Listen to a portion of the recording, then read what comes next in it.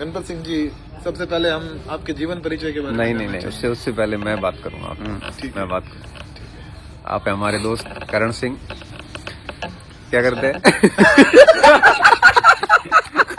नहीं होगा।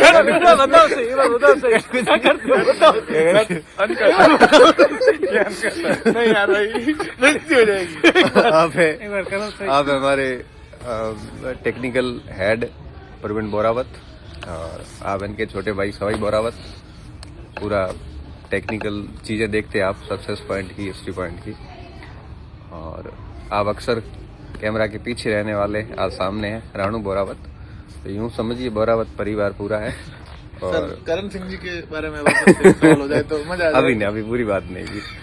आज 2025 का आखिरी दिन है और हम हैं गोवर्धन में गिरिराज पर्वत की 24 किलोमीटर की यात्रा करने के बाद। अब हम चर्चा करेंगे और आज मैं इनको आखिरी दिन पर छूट देता हूं सबको, ये मेरे से कुछ भी पूछ सकते हैं और मैं सिंसियरली जवाब दूंगा। तो देखो, सभी सीमाओं का ध्यान में रखते हुए, मेरी इज्जत का ध्यान रखते हुए आप प्रश्न कर सकते हैं। बिल्कुल, सारे सवाल आपकी गरिमा के अनुसार ही पूछे जाएंगे। मैं गरिमा मई हूँ, आपका वैभव और गरिमा ऐसी बनी रहेगी। तो सबसे पहले अपने जीवन परिचय के बारे में सर। नहीं, मैं परिचय का मोहताज नहीं हूँ। बच्चे मुझे जानते हैं अच्छे से। फिर भी सर, हम एक बार जानना चाहते हैं। जो नहीं जानते, आपकी जीव नहीं जानना चाहते, जो नहीं जानते वो मैं चाहता हूँ न जाने। तो फिर भी सर, जो बच्चे नहीं जानते वो सब थोड़ा सा बता दे दो। नहीं जानते उनके ये पॉडकास्ट काम का नहीं है। काम का उन्हीं की होता है जिनको मेरे पे भरोसा है, और भरोसा उन्हीं को जो जानते हैं। तो इसका मैं कुछ नहीं कहूँगा।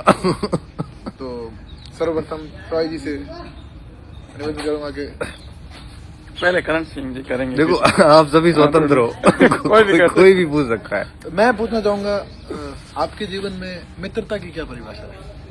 हाँ, ये अच्छा प्रश्न है और उसका मैं सिंसियरली जवाब देना चाहूंगा। देखो, मित्र के बारे में ये कहा जाता है कि ब्रदर फ्रॉम अनदर मदर, जिसमें आप ये कह सकते हो कि आपका सगा भाई भी आपसे धोखा कर सकता है। आपका बहुत अच्छे ब्लड रिलेशन के लोग जो होते हैं वो भी कई बार मुकर जाते हैं, संकट में छोड़ देते हैं। लेकिन जो एक सच्चा मित्र होता है, या मित्रता का मेरा मतलब सच्चे मित्र से है। आपकी कांटेक्ट लिस्ट बड़ी होती है, लास्ट में जाते बहुत छोटी बच जाती है। वो जो बचते हैं ना, बेसिकली वो सच्चे मित्र होते हैं। वे जीवन को बड़ा स्वर्ग बना देते हैं। जब आप बहुत दुख में होते हैं तो वही एक ऐसा ग्रुप होता है जो आपको कुछ मिनट्स, कुछ सेकंड या कुछ समय में ही आपको ठीक कर देते हैं। आप परिवार के साथ चीजें शेयर नहीं कर पाते, आप उस मित्र के साथ कर पाते हैं। और बहुत ऊंचाई पे जाते हैं तब भी वो आपके साथ खड़े रहते हैं, वो आपको डिमीन करने की कोशिश कभी नहीं करते। तो अगर किसी व्यक्ति के जीवन में मित्र नहीं है तो मैं मानता हूँ कि उसने अगर अरबों रुपए भी कमा लिए हैं तो उसका जीवन असफल है। और अगर किसी व्यक्ति के जीवन में 4 अच्छे मित्र हैं, उसके पास में बहुत अधिक संसाधन नहीं है, दाल रोटी का ही जुगाड़ है, तो मैं मानता हूँ वो व्यक्ति बहुत अमीर व्यक्ति। तो मित्रता को हमेशा व्यक्ति को प्राथमिकता देनी चाहिए। एक समय बाद माँ बाप भी साथ छोड़ देते हैं, लेकिन मित्र जो होते हैं वो आपके अंतिम समय तक साथ रहते हैं। तो वो जीवन में मुझे लगता है परिवार से भी कहीं बढ़ के हो जाते हैं। और सर, एक सच्चे मित्र को कैसे पहचाना जाए? देखो, सच्चा मित्र वो होता है जो, मैं अगर 3 पैरामीटर्स है मेरे। पहला ये कि जब भी आप बहुत डाउन स्थिति में हो, बहुत बुरी स्थिति में हो, तो वो आपके साथ खड़ा रहे। भले ही उसके पास कुछ नहीं हो, लेकिन वो कम से कम आपके कंधे पे हाथ रख के ये कहे कि मैं तेरे साथ हूं, तू लड़। सच्चा मित्र वो है जो आप गलती कर रहे हो तो आपको टोक देता है कि देख ये गलत है और ये शोभा नहीं देता। सच्चा मित्र वो है जो आपकी प्रोग्रेस को डाइजेस्ट कर सके। अगर आपकी प्रोग्रेस डाइजेस्ट नहीं कर पा रहा, अंदर से वो जल रहा है, तो बेसिकली वो सच्चा मित्र ढोंग कर रहा है, वो सच्चा है नहीं। ऐसे मित्र को बहुत जल्दी आप दूर करोगे उतना फायदा। मित्रता में, जैसे आप मित्रता में क्या देखते हैं? समर्पण देखते हैं, क्षमता देखते हैं? मैं समर्पण देखता हूँ। देखो, क्षमताएं कभी भी विकसित हो जाती है, समय बलवान होता है। आज देखो, व्यक्ति का जब समय आता है ना तो वो पावरफुल हो जाता है, समय उसका नहीं रहता तो वो डाउन में चला जाता है। तो अगर वो समर्पित व्यक्ति है तो वो क्षमताएं नहीं भी है ना, तब भी वो मॉरली सपोर्ट कर लेगा आपको। और मैं कहता हूँ कि मेरे पास कुछ नहीं है, आप जैसे मान लो घाटे में चले गए, मैं आपको कह दिया करण साहब आप निश्चिंत रहिए, मैं आपके साथ हूं। आपको एक मनोबल है ना आपका, वो मजबूत हो जाएगा। मेरे में क्षमता नहीं है, लेकिन मैं आपको मेंटली आपको एक प्रकार से मोटिवेट कर दूंगा। पर आज के दौर में क्षमताओं पर ज्यादा जोर दिया जाता है, वो फिर स्वार्थ हो जाता है। अगर मेरे पास कैपेबिलिटी है, मेरे पास बहुत पैसे हैं, फिर अगर उस कारण आप मेरे साथ हैं, तो ये सेल्फिशनेस और मेरी क्षमताएं देखो व्यक्ति की जीवन भर नहीं रहती, क्षमता एक समय बाद डाउन होती है। तो ऐसी स्थिति में फिर आप साथ छोड़ दोगे। तो आपके जीवन में भी ऐसे कई मित्र रहे होंगे। हाँ, मित्र, मेरी कांटेक्ट लिस्ट काफ़ी लंबी थी, और जब भी कोई ऐसी संकट की स्थिति आती है ना, तो मुझे 8-10 लोगों को मैं लिस्ट से डिलीट कर देता हूँ, क्योंकि वो असली चेहरा दिखा देते हैं। कई बार आपके बहुत क्लोज होते हैं और फिर कई जगह मैं उनके गलत कमेंट्स भी देखता हूँ। बिल्कुल बिल्कुल। तो धीरे धीरे अब मेरे जीवन में 5-6 दोस्त ही बचे हैं, और अब मुझे लगता है कि अब इनमें छंटनी होगी नहीं, क्योंकि मैंने आजमा के देख लिया। वैसे मित्रता आजमानी नहीं चाहिए, वो मौकों पे वैसे परिलक्षित हो जाती है। तो अब बहुत मजबूत लोग साथ में रहे, और मैं तो सभी साथियों को भी कहता हूँ और आपको भी कहता हूँ, जीवन में हर संकट जब आता है तो सबको परखो। आपको लगता है ना कि ये आदमी मेरी मदद करेगा, करेगा ही करेगा, उसको सबसे लास्ट में, उससे पहले सबको चेक कर लो एक बार। तो आप देख लेना, लास्ट व्यक्ति तो अपने हैं, अपने को पता है ये आदमी अपने काम आ जाएगा, उसको सबसे बाद में फोन करना, उससे पहले बाकी वालों को आजमा लो, ताकि कम से कम नकाब तो उतरेंगे। बिल्कुल, क्या बात है। अब मैं परवीन जी से आप जो पूछना चाहते हैं। मेरा सर क्वेश्चन रहेगा, जैसे बाहर की जो आलोचनाएं वगैरह है, तो आप आलोचनाओं का सामना कैसे करते हैं? देखिए, इस सृष्टि में कोई भी व्यक्ति परफेक्ट नहीं है, पूर्ण कोई नहीं। संभव है कि उसमें गलतियां होगी, ये तय है, उससे मिस्टेक भी होगी, उसमें कमियां भी होगी। कमी होगी तो उसकी आलोचना होगी। अब मैंने माइंड सेट कर रखा है कि देखो मेरे में कमियां हैं, डेफिनेटली सब में है, और अगर मैं पूर्णता का दावा कर रहा हूं तो मतलब मेरी दुनिया बड़ी संकीर्ण है। तो ये तय बात होगी कि आलोचना होगी। तो मैं पहली बात तो इस स्थिति से निपटने के लिए ऐसे रेडी हूँ कि मेरी आलोचना होगी। अगर मैं ये सोच लूँ ना कि मेरी आलोचना कभी नहीं होगी, तो मैं आलोचनाओं को सह नहीं पाऊंगा। मुझे पता है आप आलोचना होगी, पहली बात। अब हो गई आलोचना, तो उसको निपटना कैसे है। तो मैं जनरली आलोचकों को नोटिस करता हूँ, लिखा हुआ, बोला हुआ, कहा हुआ जब मेरे सामने आता, तो मैं सबसे पहले आत्ममंथन करता हूँ कि क्या सच में मेरी तो उसमें गलती या कमी तो नहीं है। अगर है तो मैं सच में उस पर काम करता हूँ, उसको ठीक करता हूँ। और मुझे लगता है कि बेबुनियादी बातें ईर्ष्यावश कर रहे हैं तो मैं इग्नोर मारता हूँ। क्यों? जीवन छोटा है, आपके पास बहुत सारे काम है। अगर इन फालतू चीज़ों में अपना समय खराब करोगे तो आप अपना काम नहीं कर पाओगे, आलोचक सक्सेस हो जाएगी। आलोचकों की सफलता इसी बात में है कि आप अपने काम से डाइवर्ट हो। आप पहले तो ये देख लो कि भाई ये आलोचना वास्तव में क्रिएटिव है, सही आलोचना है, तब तो आप उस चीज़ को धीरे धीरे अपने जीवन लाइफ स्टाइल में ठीक करना शुरू कर दो। आपको लगता है कि भी बुनियादी वाहियात बातें हो रही है, ईर्ष्यावश आपकी प्रसिद्धि डाइजेस्ट नहीं हो रही, तो दया करो उस पर, छोड़ दो उसको। तो क्या होगा कि आपको मजा आएगा, और देखना आप कभी भी थक के बैठोगे भी नहीं। वो चीज़ें आपको कंटिन्यूसली मोटिवेट करेगी, आप काम करते जाओगे। मैं तो बड़ा संतोषी व्यक्ति था, सेकंड ग्रेड बनने के बाद गांव जाके मस्त मौज में बैठा था। सर, व्यक्ति के जीवन में ईर्ष्या कब आती है? ईर्ष्या तब आती है जब आप किसी को पीछे छोड़ नहीं पाते और वो कंटिन्यू प्रोग्रेस कर रहा है, आप लगातार पीछे रह रहे हैं, तब व्यक्ति को ईर्ष्या भाव आता है कि ये आगे क्यों बढ़ रहा है। तो सर, जो मजबूत व्यक्ति होते हैं, कामयाब व्यक्ति, उनमें भी ईर्ष्या का भाव होता है? बिल्कुल होता है, क्योंकि देखो मैं यही कहा ना, कोई परफेक्ट नहीं है। आप अरब रुपए कमा रहे हो तो कोई 2 अरब कमा रहा है, तो आप 2 अरब वाले को देख के परेशान, 2 अरब वाला 10 अरब वाले को परेशान, 10 अरब वाला 20 अरब से परेशान है। अंत है ही नहीं, लालच का कोई अंत नहीं। इसलिए कहते हैं ना कि जो है आपके पास उससे खुश हो जाओ, क्योंकि आप इतना डिजर्व कर रहे थे, और काम करते जाओ, चीजें अपने आप मिल जाएगी। मेरे पास जैसे 60 लाख की गाड़ी, मैं 2 करोड़ की गाड़ी देखे टेंशन में लूंगा तो मैं 60 करोड़ वाली में मुझे दुख होगा कि यार मैं कहाँ बैठा। नहीं, जस्ट मैं पीछे देखता हूँ कोई 5 लाख वाली में चल रहा था, मुझे तो लगेगा कम से कम मैं 60 लाख में घूम रहा हूँ।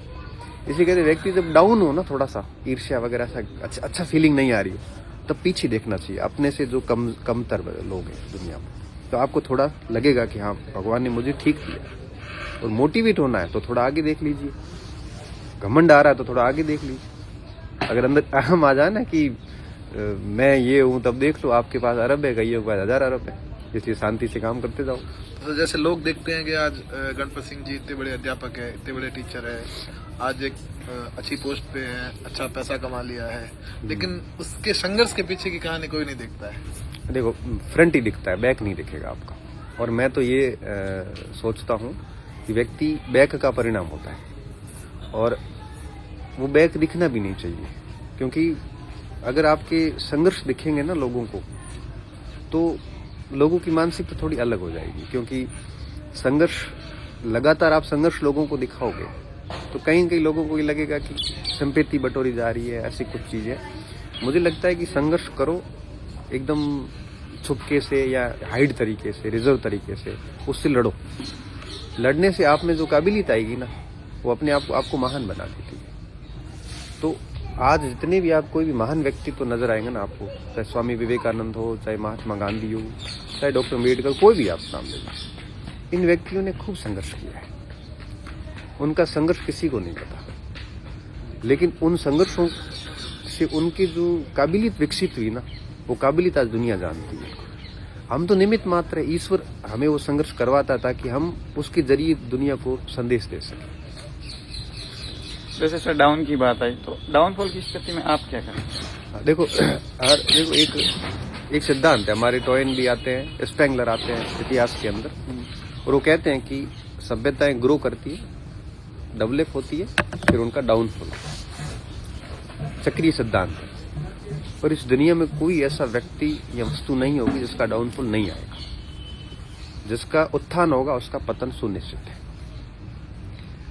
तो पहली चीज तो ये कि हमने माइंडसेट में है कि एक टाइम आएगा जब हम नई कोपल खिलेगी, हम पुराने पत्ते बाहर होंगे, ये तय है। लेकिन जब व्यक्ति विकसित हो रहा होता है ना, तो उस समय उसका कैसा व्यवहार है ये तय करेगा कि वो डाउनफॉल में कैसे निपटता है।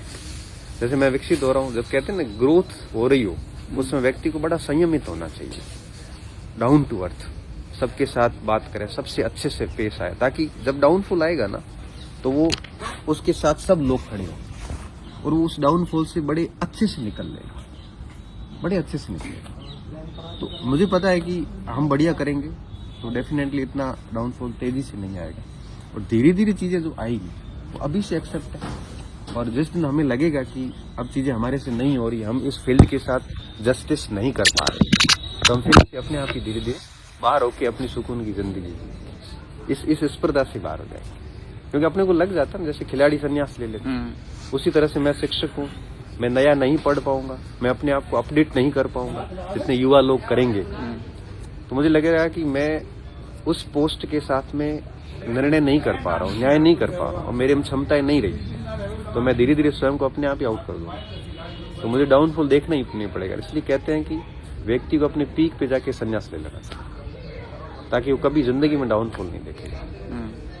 तो पीक की क्या डेफिनेशन, वो व्यक्ति को अंदर से एहसास होता है कि अब ठीक है, डाउन आते ही समझ में आ जाती चीजें कि अब अपनी चीजें वो नहीं है, उस समय अपने आप फील्ड से आउट करता है। सबसे बढ़िया तरीका है। कुछ अपन मार्केट में देखते हैं ना, अपने को या आलोचना लिख लो या किसी भी चीज को लेके अपने को हर चीज का स्पष्टीकरण देना चाहिए या उसको इग्नोर करना चाहिए? ना, देखो ये बहुत अच्छा प्रश्न है। देखो ऐसा है कि आप अगर काम करोगे ना, तो तय बात है कि उसकी व्याख्या होगी और होनी चाहिए। अगर व्याख्या होगी तो उसमें कुछ पॉजिटिव व्याख्याएं भी होगी, कुछ नेगेटिव भी होगी। हमें उसका ऑब्जर्वेशन करना जरूरी है। अगर व्याख्या वास्तव में ठीक हो रही है, उसमें कुछ गलत तरीके से प्रस्तुतिकरण हो रहे हैं या किस भावना से किए जा रहे हैं, अगर द्वेष की भावना से है या ईर्ष्या की भावना से है, तब तो हमें इग्नोर करना चाहिए। क्यों? कारण ये है कि कोई व्यक्ति किस माइंडसेट के साथ व्याख्या कर, उसका माइंडसेट आप चेंज नहीं कर सकते। आप मेरे को अगर गलत दृष्टि से देख रहे हो ना, मैं 1000 स्पष्टीकरण दूंगा तब भी मैं आपके लिए सही कभी नहीं हो सकता। अच्छा, दूसरी बात, आप जो मेरे से सुनना चाहते हैं, आप जो मेरे से एक्सपेक्टेशन रखते हैं, अगर मैं उस एक्सपेक्टेशन पे खरा नहीं उतर रहा हूं तो आपको मैं कभी चेंज नहीं कर सकता। तो द्वेष और ईर्ष्या की संबंध में अगर कोई इससे प्रेरित होकर कोई काम कर रहा है तो जिंदगी में कभी स्पष्टीकरण मत दो। स्पष्टीकरण वहां देना चाहिए जहां आपको लगता है कि ये अपने लोग हैं, हमारे से कोई गलती हुई है और उस चीज की थोड़ी सी गलत व्याख्याएं जा रही है, तो हमें स्पष्टीकरण देना चाहिए, और हर किसी को स्पष्टीकरण नहीं देना चाहिए। सामने वाले का भी कद देखना, सामने वाला कौन है। जैसे आप कोई काम कर रहे हो, मैंने आपको कहा कि नहीं ये गलत है, आपको लगा कि इस आदमी ने मुझे कभी नहीं कहा, पहली बार कहा, तो मुझे स्पष्टीकरण देना। अच्छा, अब जैसे मैं आपको हर दिन ही कह रहा हूँ, हर बात पे टोकता रहा हूँ, तब आपको लगे कि इसकी तो आदत पड़ेगी, तब आपको स्पष्टीकरण देना। अच्छा, पहले से अगर आपने चीजें स्पष्ट कर रखी है, तब भी स्पष्टीकरण देने की आवश्यकता है, क्योंकि आप किस किस को स्पष्टीकरण दो। बेहतर है समय पे छोड़ दो, जवाब अपने आप मिल जाता है। जैसे सर भी हमने पिछला सूरतगढ़ का 2 दिन पहले का सेमिनार देखा, इतना सारा आपको प्रेम मिल रहा है, मतलब बच्चे आ रहे हैं सब, तो मतलब धरातल पे कैसे बने रहे? इतना सारा प्रेम मिलने के बाद अहम की भावना नहीं आती? बिल्कुल, देखो व्यक्ति के अंदर अहम धीरे धीरे पनप जाता है। जब आपको कोई अच्छा सम्मान मिलता है, करता है, तो धीरे धीरे आ जाता है। लेकिन इसकी एक शर्त है, अगर आप बहुत ही धीरे धीरे उठे हैं ना, इसे कहते हैं ना कि जिसका ग्रो धीरे धीरे हुआ है, उसमें अहम नहीं आता। जो अचानक उठा है ना, वो अहंकारी हो जाता है। मैं अगर मेरी बात करूं तो मैं इस फील्ड में 16 साल से हूं। ये सब कमाने के लिए मैंने 16 साल तक क्या कुछ त्यागा है। मैं निजी लाइफ त्यागी है, परिवार को मैं 2 घंटे भी टाइम नहीं दे पाता हूँ। गांव जा पाता हूँ, महीने में 1 बार माँ बाप से मिलने के आ पाता हूँ। कई जगह मुझे बहुत कृत्रिमता लानी पड़ती है। मेरे शौक कई ऐसे होते हैं जो मुझे दबाने पड़ते हैं कि मार्केट मेरे से ऐसे एक्सपेक्ट नहीं करता। फिर मैं मेरे अनुसार नहीं जी पाता हूँ, बच्चों की उम्मीदों के अनुसार जीना पड़ता है। तब जब 16 साल से व्यक्ति इन चीजों से गुजरता है, और उसके बाद जब ये प्रेम मिलता है ना, तो वो भावुक हो जाता है, उसमें अहम नहीं आता। तब उसको लगता है कि मेरे 16 साल का संघर्ष जो है, जो मैंने कुछ किया, उसका मुझे ये परिणाम मिला। तो उसको वो कमाया हुआ नजर आता है, उसको वो ऐसा लगता है जैसे ये मेरी कमाई है, ये मेरी त्याग का परिणाम है। अब आपके मस्तिष्क में जब ये बात आती है, घमंड आ ही नहीं सकता। घमंड किसके आता है? घमंड तब आता है जब आपको अचानक बहुत कुछ मिल जाए, या फिर आपने कभी जीवन में कोई स्ट्रगल ही नहीं किया हो, आपने देखा ही नहीं हो दुनिया की क्या समस्याएं हैं। इधर हम सुबह से शाम तक उनकी समस्याओं में शामिल हैं। बच्चे इतनी पर्सनल प्रॉब्लम भी हमारे साथ शेयर करते हैं, पारिवारिक निजी जिंदगी की समस्याएं, और हम हर दिन उनका समाधान करते हैं। तब मुझे लगता है कि जब व्यक्ति इतना ग्राउंड से होके निकलता है, तो फिर अहम भाव नहीं आता। अभी आ ही नहीं सकते, विचार ही नहीं आता। मेरे तो बिल्कुल नहीं आता। मैंने सर एक नोटिस किया है, ये वैसे बात बोलनी तो नहीं चाहिए, बट जो नोटिस किया है, आज आपने स्वतंत्रता दे दी है तो पूछ लेता हूँ कि मैं भी 15-16 साल से काम कर रहा हूँ, अलग अलग जगह पे काम किया है। तो मतलब ये आप पे मैंने नोटिस किया है कि आप हर एक जो छोटा बड़ा जो आपसे जुड़ा है, उसको उस काम का श्रेय देते हैं। इसका थोड़ा सा देखो, व्यक्ति क्या चाहता है, मैं आपको बात बताऊं। मैं चाहता हूं कि आप मेरे साथ कैसा व्यवहार करें, तो उससे पहली शर्त ये होती है कि मैं आपके साथ वैसा ही व्यवहार करूं। मैं चाहता हूं कि आप मुझे इज्जत दो, तो मुझे मेरा कर्तव्य बनता है कि मैं आपको इज्जत दूं। मैं कोई काम करूं तो मैं चाहता हूं उसका क्रेडिट मुझे मिले। तो मेरा वापस भाव यही आता है कि इससे पहले मुझे ये दिमाग में रखना पड़ेगा कि इन्होंने ये काम किया, इसका क्रेडिट उसको जाना चाहिए। ये सिंपल सा प्रोसेस है। क्रेडिट देने से और क्रेडिट लेने में हालांकि होता कुछ भी नहीं। हाँ, वही मैंने मतलब कुछ कहीं भी पे भी ये हाँ। चीजें नोटिस। लेकिन क्या होता मुझे पता है, कहीं जैसे लगा मैंने नहीं। आपको कह दिया कि यार सवाई जी आपने बहुत बढ़िया मैनेजमेंट किया, तो इससे कुछ भी नहीं हुआ। लेकिन आपको ना अंदर से खुशी हुई कि मैंने पिछले 4 दिन 10 दिन 15 दिन जो मेहनत की, एटलीस्ट मुझे सराहा गया। एप्रिसिएशन व्यक्ति को मोटिवेट करता है। तो अब जैसे मैंने आपको इतना भर कह दिया ना, तो इससे आपको खुशी हुई कि चलो कम से कम हमारी मेहनत है। देखो, अब आप ये भी कह सकते हो कि सर हम तो पेमेंट लेते हैं, हमारी ड्यूटी है। ये सही बात है, ड्यूटी तो ठीक है, 5-6 बजे ड्यूटी खत्म हो जाती है, और आपको रात को 12 बजे क्यों फोन उठा रहे हो? अगर ड्यूटी के अनुसार ही चल रहे तो आप रात को 3 बजे जग के क्लास क्यों अपलोड कर रहे हो? क्योंकि ये सब चीजें हम नोटिस करते हैं। अच्छा, आप बहुत प्रोफेशनल हो जाएंगे कि मैं 10 बजे आऊंगा, 5 बजे जाऊंगा, तब मैं आपको क्रेडिट भी नहीं दूंगा। क्यों? क्योंकि आपका समर्पण है नहीं, आप सिर्फ नौकरी कर रहे हैं। यहाँ पे आप नौकरी कर ही नहीं रहे ना, यहाँ पे तो आप बिल्कुल परिवार की तरह रह रहे। आप अपने परिवार को कम टाइम दे रहे हो, हमारे को ज्यादा समय दे रहे। इसलिए मुझे लगता है कि ये है ना, ये बनावटी नहीं होता क्रेडिट देना करना, ये अंदर से अपने आप आता है। और ये बहुत सारे लोगों में इसकी कमी भी रहती है। क्रेडिट नहीं देते। मैं अगर बात बताऊं तो मैंने खूब 5 विभाग देख लिए छोटे मोटे नौकरी करने का, गवर्नमेंट ऑफ इंडिया से लेके राजस्थान गवर्नमेंट तक। पहला जो मेरा विभाग था ना, वहां पे एक दिन एक फाइल आती है, कोई ऐसी फाइल थी जिसपे गवर्नमेंट कितना फंड अलॉटेड करे बजट में, उससे रिलेटेड फाइल थी। तो हमारे सर ने बोला कि इस फाइल का आपको पूरी स्टडी करनी है और आपको इसमें अपनी रिकमेंडेशन देनी है। मुझे थोड़ी अंग्रेजी उस समय कम आती थी, अभी भी कम आती है, उस समय तो बहुत कम आती थी, और फाइल पूरी इंग्लिश में थी। तो मेरे साथ एक कर्नाटक का लड़का था, एक मैं था, एक लड़की थी शायद तमिलनाडु की।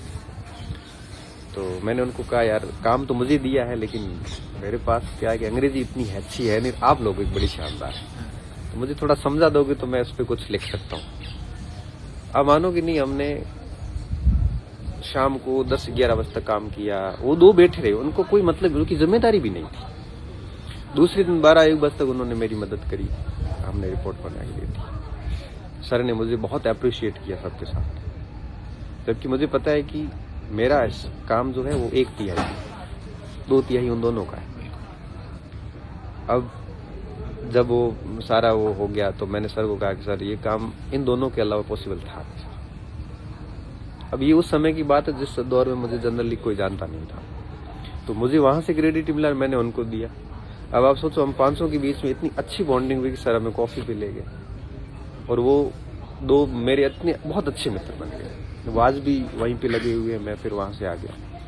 तो ये क्या है कि आप अपने सीनियर से सीखते हैं, आप जिनके साथ रहते हो ना, उनके साथ ये चीजें सीखने को मिलती है कि हमें हर छोटी मोटी चीज का क्रेडिट देना चाहिए। ये सामने वाले को बहुत मोटिवेट करता है, वो उसका हक भी है।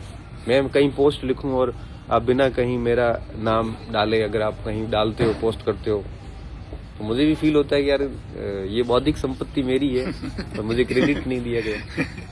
तो यार मुझे फिर यूं ही लगता है कि मुझे भी सबको जिसका जितना हिस्सा उसका क्रेडिट उसको देना चाहिए। ये अच्छी प्रवृत्ति मानता है। मेरे सहयोगी ग्राहकों का सवाल था कि सर अभी सरकारी सेवा में है, तो विद्यार्थी जब आप थे या सरकारी सेवा में, इसमें अंतर कितना? बहुत अंतर आ गया। देखो, उसके अपने फायदे थे, इसके अपने फायदे हैं। जब विद्यार्थी जीवन में था तो मुझे देखना नहीं पड़ता था कि मैं किस सड़क पे खड़े खड़े पानी पूरी खा रहा हूँ। जब मैं विद्यार्थी जीवन में था तो मेरे पर कोई टेंशन, तनाव, जिम्मेदारियां कुछ भी नहीं थी। अल्हड़, एकदम अल्हड़ जीवन था। घूमो, कूदो, फिरो, मौज करो, ऐश करो। कोई चिंता नामक थी नहीं, कुछ विचार ही नहीं था। लेकिन साथ में उस जीवन में एक डर था कि भविष्य कैसा होगा, जॉब लगेगी कि नहीं लगेगी, ये सारे डर रहते थे। जब यहाँ पे आ गए तो बंद गए, वो स्वतंत्रताएं खत्म हो गई, वो अल्हड़पन मार दिया गया, वो बचपने को अंदर दबा दिया गया शरीर, दिल के किसी कोने में। जॉब सिक्योरिटी हो गई, लेकिन खो भी बहुत कुछ गया। नियमित लाइफ हो गई, पहले ऐसा नहीं था, खेलना कूदना, खुद को टाइम देना। अब अपना टाइम दुनिया को देना पड़ता है। तो देखते हैं तो अब स्थिरता आ गई। अब वो बातें नहीं रही जो विद्यालय लाइफ में थी। मुझे लगता है कि वो जीवन जो होता है ना, वो बहुत जरूरी जीवन होता है। अगर आप किसी बच्चे को वो जीवन जीने नहीं देते, जैसे हॉस्टल में रहना, ये जीवन में बहुत ज्यादा जरूरी होता है। अगर आप अपने बच्चों को किसी हॉस्टल में नहीं रखते, दबा के घर में ही पड़ा उसको रोक रोक के रखते हैं, तो उसका फिर आगे सेवा वाला जीवन भी इतना अच्छा नहीं रह पाता।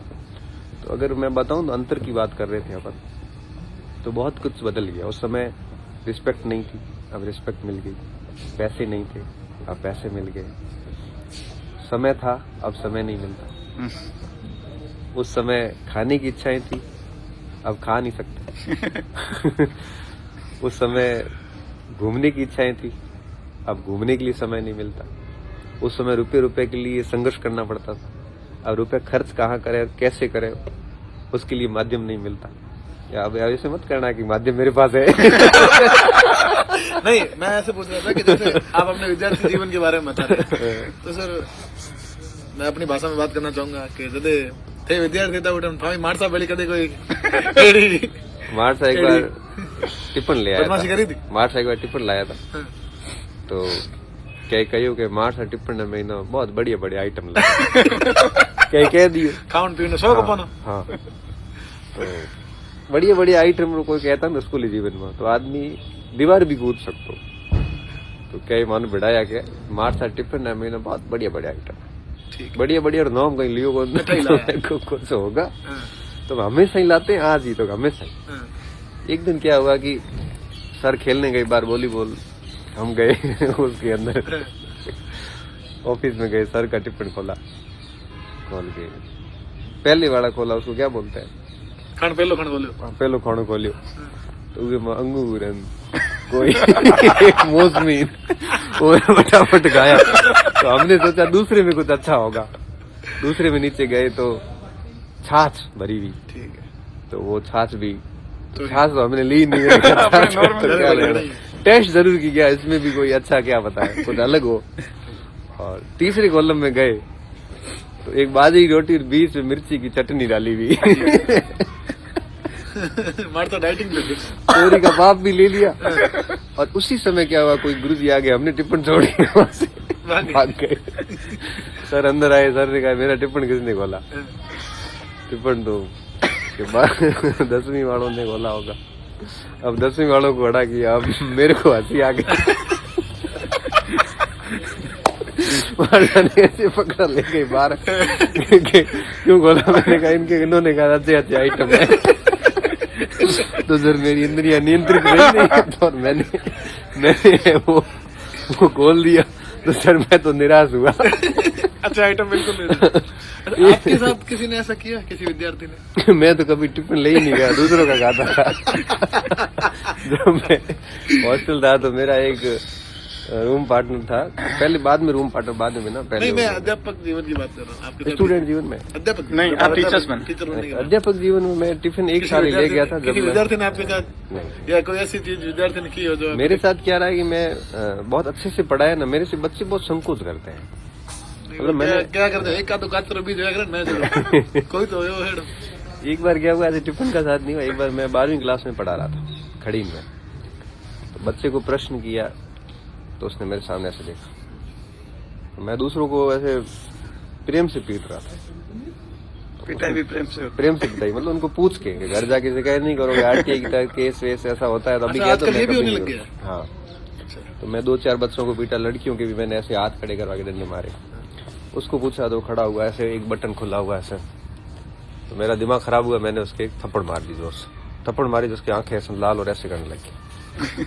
मन में होचे मैं गणपत आज कूटियो आज छोड़े को आज जोरो कूट दी। अब वो लड़का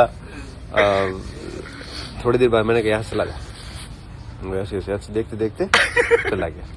आपकी कसम मैं थोड़ा डरा मैं आज बेटो कूट दी मैं हूँ तो पतलो आदमी सोरो दिख रो एकदम हाँ डूबो। हाँ रेस्ट हुई इंटरव्यू हुई मैं ऑफिस में गया स्टाफ रूम में हम खाना खाते थे वहाँ गया लड़का पीछे आके उसने दरवाजा बंद किया मैं आज दूंगी मैंने भी अब मैंने कहा आप कूटना तो है ही दर्द तो बोला कि सर आप मेरे को कूटो मारो लेकिन कमरे के अंदर बाहर मत कूटो। तो क्यों हमारे हगई की उड़ी वो है 9वीं क्लास में और वो हमारी क्लास हमारी की हिंदी हो गई पूरी तो मैं तू ऐसे किया क्यों मैं सर ऐसे इसलिए किया कि सर मत मारो देख रहे हैं मैं जिंदगी में सर मैं पट गया होगा।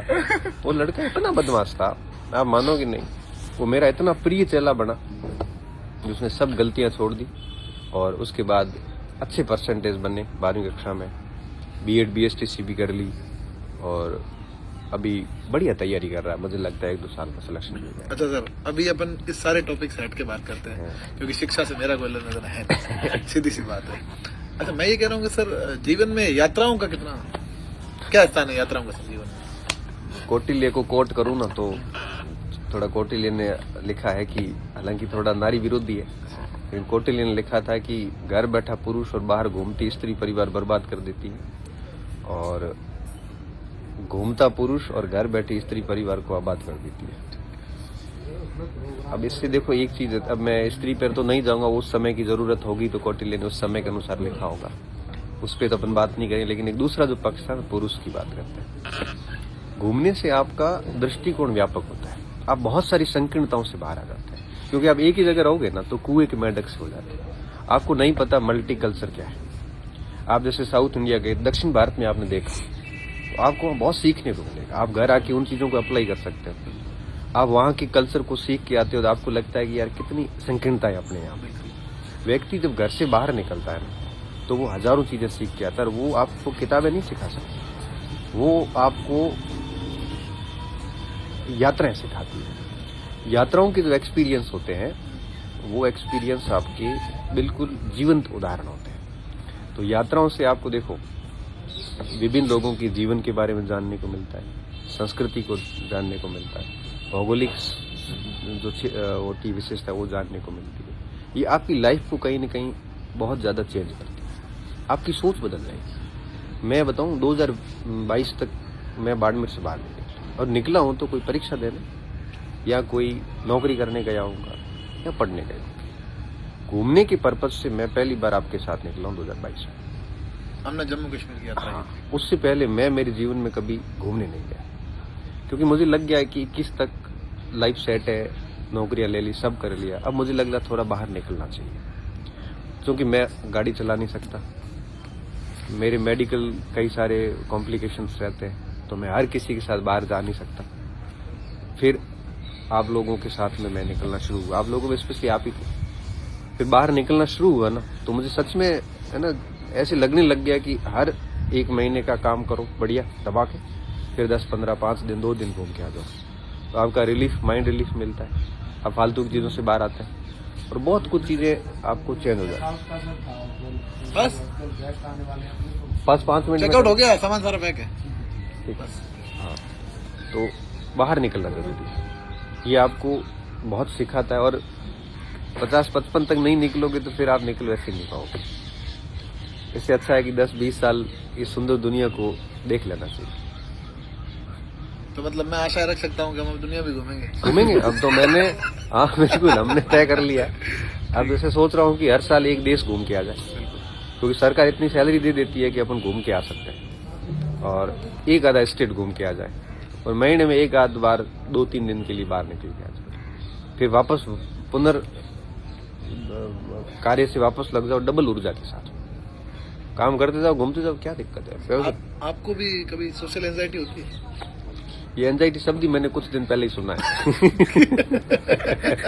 वो एक बच्चा कह रहा था, सर मम्मी मेरे को एंजाइटी हो रही है।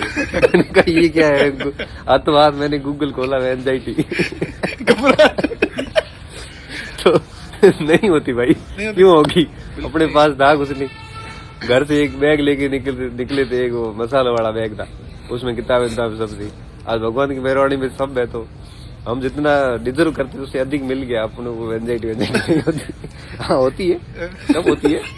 ये एंजाइटी जो घबराहट कहते हैं, ये मेडिकल कॉम्प्लिकेशंस है ना, तो जैसे बस में बैठ गया या पब्लिक ट्रांसपोर्टेशन है या बहुत भीड़ में चला गया, तो मुझे लगता है सफोकेशन हो रहा है, मुझे ऑक्सीजन की आवश्यकता है, वो मेडिकल कॉम्प्लिकेशंस है। बाकी ऐसे नहीं होती। बाकी जैसे कि 5,000 बच्चे बैठे हैं, बात रखनी है, तो मजे से रख के आऊंगा मैं, ऐसे एंजाइटी नहीं होती। वैसे मैंने कल आप देखा, मैंने आप शारीरिक रूप से भी एकदम, मुझे लगता नहीं आप बीमार हो, पर अंदर से है। हमने 24 किलोमीटर की पैदल यात्रा भी की। हमारे साथ चलने वाली काफी गाड़ियों के टायर खराब हो गए थे। तो आप सीधा टारगेट नहीं कर सकते। लेकिन आपने फिर भी, आपने तो दूसरी बार की है ये यात्रा। हाँ, मतलब काफी शारीरिक रूप से आप काफी मजबूत है। देखो वो होता क्या है ना, आपकी जीवन शैली तय करती है कि आप कैसे होंगे। आपने देखा मेरा सुबह से शाम तक का रूटीन फिक्स होता है। अब आप सुबह उठे थे, आप उससे पहले मैं 1 आधा घंटा वॉक करके आ गया, और खाने पीने में पूरा ध्यान रखना करना। देखो आयुर्वेद ये कहता है कि आपकी जितनी उम्र है उतने मिनट आपको तेज वॉकिंग डेली करनी चाहिए। जैसे 40 का है कोई, तो 40 मिनट तेज वॉकिंग कर लो, 50 का है तो 50 मिनट तेज कर लो। प्लस हेल्दी आपको जो सूट होता है, अच्छा भोजन टाइम पे कर लो, टाइम पे सो लो, बस। बाकी सबसे बड़ी चीज मैं बताता हूँ, खाना पीना सब एक सगे। तनाव और लोड लेना, ये शरीर को खा जाता है। अगर आप जिंदगी में लोड नहीं ले रहे, मस्त जीवन जी रहे हैं ना, रोने वाले रोते रहे, आप मस्त मजे करो। तनाव फिर भी हो ही जाता है। तनाव होता है, उसका समाधान हाथों हाथ करना। अगर आप थोड़ा आसपास घुमा के नजर घुमाओगे तो तनाव दूर हो जाएगा। कि कितने आराम से बैठे हैं। कल अपने देख, एक कंबल में लोग रात को, बिल्कुल रोड के किनारे, आप उनको देखो, आपका तनाव गायब हो जाएगा। आप अस्पताल के अंदर जाके एक बार इमरजेंसी वार्ड चेक करके आ जाओ, आपका तनाव गायब हो जाएगा। लोड ये नहीं लेना बस, बाकी भले मैं तो कहता हूँ टाइम भी मत उठो, भले शरीर का भले तब ध्यान मत रखो, वॉकिंग भी भले मत करो, लेकिन तनाव नहीं लेना किसी भी चीज का, क्योंकि मस्त जीवन है, जीवन है के फाल देते हैं। जिसको जो करना वो करता रहे, अपना काम ईमानदारी से होना चाहिए, सच्चा होना चाहिए। तो सर मैं इसी के साथ आज के संवाद को समाप्त करना चाहूंगा। तो कैसा रहा संवाद बहुत आज का? बढ़िया, बहुत बढ़िया रहा। बहुत यही मैंने कहा बैठे बैठे क्या करें, तो कुछ बिल्कुल बात बिल्कुल करते हैं। 2-4 बात भी हो गई ऐसे। नहीं, इसमें काफी चीजों में जो अपनी पॉइंट्स थे, और वैसे कोई चीज मैं नहीं पूछ पा रहा था ना, ऐसे ऐसे तो अपन बहुत हंसी मजाक करते हैं, लेकिन कुछ चीजें प्रोफेशनली ऐसे ही बैठक में ही पूछी जाती है। सही बात तो आज वो चीजें भी पूछ ली, तो काफी नहीं, ऐसा होता रहना चाहिए। जब भी घूमने जाते हैं तो कभी बात करते हैं, जिससे बच्चों को भी बहुत सीखने को मिलता है कि अपने जीवन दर्शन के बारे में कि भाई क्या सोचते हैं आप। तो इसी सीख के साथ हम अपनी आगे की यात्रा प्रारंभ करते हैं। अब अभी हम थोड़ा लाइटिंग भी और हो गया है। हाँ, ठीक है, बहुत बहुत कैमरामैन धन्यवाद।